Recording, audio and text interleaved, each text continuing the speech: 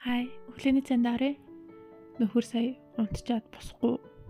Тэгэд миний өглөөний цаг савлаад аваад ирээрэй гинэ. Тэг хүүт хоёр л цанд орё. Өнөөдөр 2 сарын 1 нөгөө он гараад үзүүлээд өгнө, харуулад өгнө гэд тавиад исэн зорилгоны чинь 12 сарын 1 өнгөрчлөө шүү гэж бодлоо өөртөө хэлсэн юм уу. За гурлаа гадуур гарцгаая. Энд ирснээс хойш айгу бүрхэг байгаа нар юусаа гарахгүйсэн. Өнөөдөр нэг багхан гарч ийн. Бид гурав Чинхуанд авахтын Шанхай гуан гэдэг цагаан хэрэм дээр ирлээ. Энэ хэсэг бол түүх дурсгалын стратегийн чухал бүс газар юм. Хятадууд тэгээд ер нь юм чухал үзүрийн газруудаа одоо 5А, 4А, 3А гэд ач холбогдлын түвшнөр нь ингээ хуваарлцдаг байхгүй юу? Тэгээд энэ газар болохоор 5А газар буюу одоо түүхэн дурсгалын үнэт зүйлийн чухал газар гэсэн үг юм. Ер нь гэхдээ цагаан хэрмийн юм хэсгүүд бол бүгдээрээ ер нь 5А газарт хамаарагдчихдаг. Энэ хэсэг нь болохоор Минг үрний үеийг харуулсан түүхэн дурсгалын хэсэг байхгүй юу? Бид гурав ер нь ингээл Хятадд байхдаа нэг тийм сүүлийн үеийн ололт твшилтэй тийм газрыг үсгэхээс илүү ийм түүхэн дурсгалын газарт илүү дуртай байдیں۔ За бид гурав ч гэж яриад яг ер нь нөхөрөд хоёр.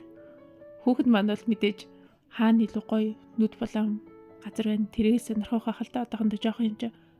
Тэгээд ийм газруудын онцлог нь яаж өнөө хүртэл энэ олон хэдэн 100 мянган жилийг ингээд туулаад энэ түүхийн олдруудаа үзүрүүдээ хамгаалаад ирсэн юм бол доо гэдэгт л амар ингээ атархал төрдөг гэх юм уу. Цагаан хэрэмгийн дэлхийн 7 гайхамшигын нэг нь болох хаан хэрмэн ийм барилга нь нийт уртыг нь 21,000 км гэдэг юм байна. Гэхдээ бас энэ чинь яг хамгийн сүүлийн үзүүлэлтээр 21,000 км гэж гарч байгаа байхгүй. Өмнө нь болохоор яг түүх судлаачид нэг 6,300 км гэж тогтоосон байдгийг. Тэгэд яагаад ингэ сунчих вэ гэхлээр бас нэг юм заа.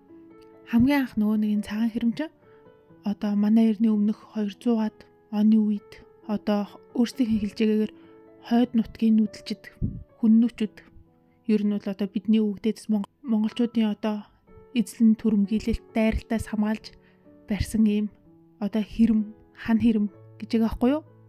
Тэр нь болохоор тэгэл манай эртний өмнө 200-аад он одоо Хятадын тэр үеийн Цин гүрний үе гэдэг чинь үнэхээр том чулуугаар л ингэж хан хэрэм босгоно гэхээс биш яг одоогийн ийм цагаан хэрэмний одоогийн төрхөө бол олоогүй гэсэн үг шүү дээ тий. Тэгээд яг тэр үеийнхэн түүхэн тооцоололоор болохоор 6,000 гаруй километр гэж байгаа байхгүй юу?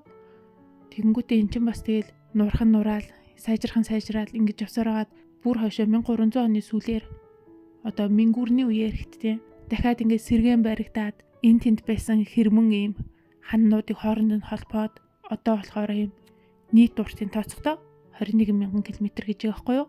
Тэгээд яг тэрнийхэн одоо энэ цагаан хэрмийн эхлэл хэсгийг одоо энэ бидний ирсэн байгаа энэ газрыг гэдэг байхгүй юу? Энэ газрыг болохоор луугийн толгой буюу одоо цагаан хэрмийн эхлэл хэсэг гэж үздэг юм байна.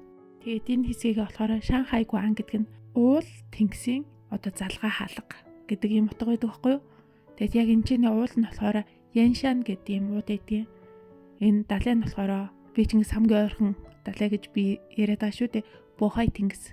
Энэ хоёрын яг залгаа хэсэг дээр баригдсан юм цагаан хэрмийн цор ганц далай тэнгис рүү ус руу орсон хэсгийн энэ цагаан хэрэм юм. Тэгээд энэ хэсэг нь болохоор яг 1300 оны сүүлээр яг Минг үрний үед баригдсан гэдэг. Тэгэд мөн л хойд нутгийн нүүдэлчдээс хамгаалсан ийм хэсэг гэж ярьдсан байна. Тэгээд тухайн үед энэ усан дээр ингэж хан хэрэм барих ямар арга техник байсан бэ гэхлээр яг л ингэж том хад чулуунуудыг ингэж хооронд нь өргөдөө ингэж тэр чин нураад унчин штэ. Тэгээд тэнгуут ингэж биенээр нэг түгчээ хийж одоо Монголын ийм онсон тоглоом бидэн штэ. Тэгээд биелүүн ингэж нүх ухаж аваад оруулцдаг. Ингэж түгчиж хийдэг.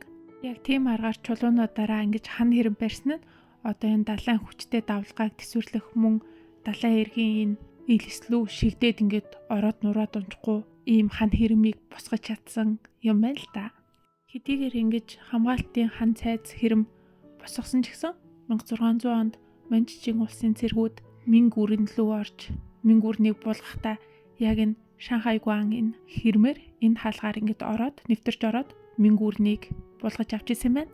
Бас арай хойшоо 1930-аад оны үеэр Японы эзэн хааны цэргүүд нь бас яг энэ цагаан хэрмийн хаалгын хэсгээр нэвтэрч ороод одоо хятадын хойд хэсгийг хяналтанд авч исэн юм түүх бас үт юм байна. Өнөөдөр ястай балан болсон.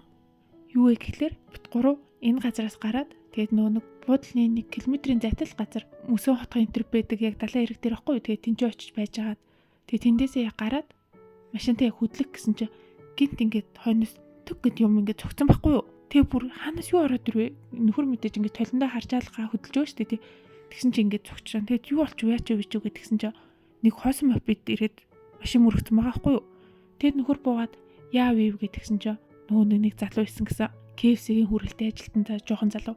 Тэгээд өөрөө хойно явж агаад нэлээд хоол явж агаад ингээд цаас орцсон чинь ингээд мөс болоо зам дээр. Тэгээд тэрэн дээр халтраад жолоо алтцсан гэж байгаа байхгүй юу? Тэгээд өөрөө тэнчэнэ унангуудаа нэг мопед нь болохоор гулсан чигээрээ амар хурдтай явсараад манай машиныг араас ирээ зогцоо.